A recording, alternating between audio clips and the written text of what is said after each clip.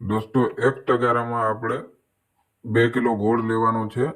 તગારાની જગ્યાએ કોઈ પણ વાસણ આપણે લઈ શકીએ છીએ। આપણે તમે જોઈ શકો છો વિડીયોમાં એ પ્રમાણે આપણે 1 તગારામાં 2 કિલો ગોળ કાઢી લેવાનો છે। ત્યારબાદ આપણે દોસ્તો આમાં 2 કિલો ચણાનો લોટ પણ મેળવવાનો છે। આપ જોઈ શકો છો આ છે ચણાનો લોટ। આપણે ચણાનો લોટ ગોળ સાથે मतलब अलगથી લઈ શકીએ પણ ચાલે। અને 5 કિલો દેશી ગાયનું ગોબર લેવાનું છે, છાણ।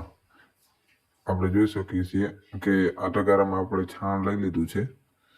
અને આ છાણ અને પેલું બીજું તગારું આપણે જે ગોળ અને લોટનું લઈને આવ્યા હતા એ આપણે 200 લીટરની ટાંકીમાં નાખવાનું છે। ટાંકી દોસ્તો 200 લીટર હોવી જોઈએ। એમાં આપણે તમે જોઈ શકો છો પહેલા ગોળ અને લોટ નાખી દીધો છે। ત્યારબાદ આપણે છાણ આ જ ટાંકીમાં ભેરવી દેવાનું। આપણે જોઈ રહ્યા છીએ એ પ્રમાણે છાણામાં નાખી દીધું છે।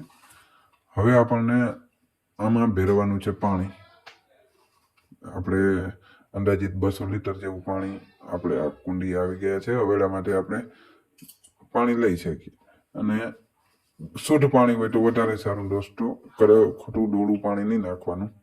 અને આપણે આમાં 200 લીટર પાણી એડ કરીશું।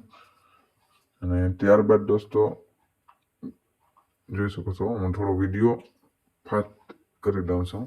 પાણી નાખતા આપણને વાર લાગશે એટલે હવે 15 મિનિટની મહેનત પછી આપણી ટાંકી આખી ભરાઈ ગઈ હતી। એટલે આપણે દેશી ગાયનું ગૌમૂત્ર લઈ આવ્યા અને આ ટાંકીમાં દેશી ગાયનું ગૌમૂત્ર નાખ્યા પછી આવી રીતના ઘડિયાળની કાંટાની જેમ હલાવીશું। એકદમ હલાવી નાખશું જેથી કરીને આપણું છાણ અને પેલો ગોળ બધું ઓગળીને સારી રીતે મિશ્રણ થઈ જાય। આવી રીતનું આપણે હલાવવાનું છે। અને જોઈ શકો છો દોસ્તો બાજુમાં જે કંઈ બીજી ટાંકીઓ દેખાય છે એમાં પણ આપણે આવું જીવામૃત બનાવેલું છે। આપણે એને પણ હલાવી નાખીએ કેમ કે આ જીવામૃત 7 દિવસે બનીને તૈયાર થાય છે। 7 દિવસ સુધી આપણે આવી રીતનું ગોળ ગોળ ઘડિયાળની કાંટાની જેમ સવાર બપોર સાંજ જેટલી 3 વાર હલાવીએ તો જાજુ પણ 2 વાર તો હલાવી જ લેવાનું। રોજ આવીને ગોળ ગોળ હલાવી જવાનું, સારી રીતે મિશ્રણ કરી દેવાનું કેમ કે આપણે જે છાણ નાખ્યું હશે તે ઉપર આવી જશે। કેમ કે તમે બધા જાણતા હશો કે છાણમાં ગેસ હોય છે જેથી કરીને એ ઉપર તરવા લાગે છે અને ઉપર જો આમાં પણ ઉપર આવી ગયું છે। આ બીજી ટાંકી છે। આવી રીતના ઉપર આવી જાય આપણે ગોળ ગોળ કાયમ 2 વખત હલાવી નાખશું। અને 3 વખત હલાવી નાખીએ તોય પણ કારણ નથી તો સારી રીતે મિશ્રણ થઈ જાય અને આપણું જીવામૃત જલ્દી તૈયાર થઈ જાય। આપણે દોસ્તો આવી રીતનું 7 દિવસ સુધી હલાવશું એટલે જોઈ શકો છો આમાં ઉપર છાણ આવ્યું નથી કેમ કે આમાં સારી રીતે મિક્સ થઈ ગયું છે। લગભગ 7 દિવસ પછી આ તૈયાર થઈ ગયું છે દોસ્તો। તૈયાર થઈ ગયા પછી આપણે જે તે પાકમાં જે પણ ખેતીમાં આપણે ઉગાડ્યું હોય એમાં બાસલીનની જેમ બેલરમાંથી ડાયરેક્ટ પાણી સાથે પાઈ દેશું। અને દોસ્તો આપણે આ બેલર અને બાજુવાળું બેલર 7 દિવસ પહેલા તૈયાર કર્યું હતું અને બંને બેલર તૈયાર થઈ ગયા છે। આપણે બંને તોય પણ 1 વખત હલાવી નાખશું કેમ કે જ્યારે આપણે પાઈએ ને ત્યાર સુધી આપણે એને હલાવશું। જેટલું હલાવશું એટલો ફાયદો।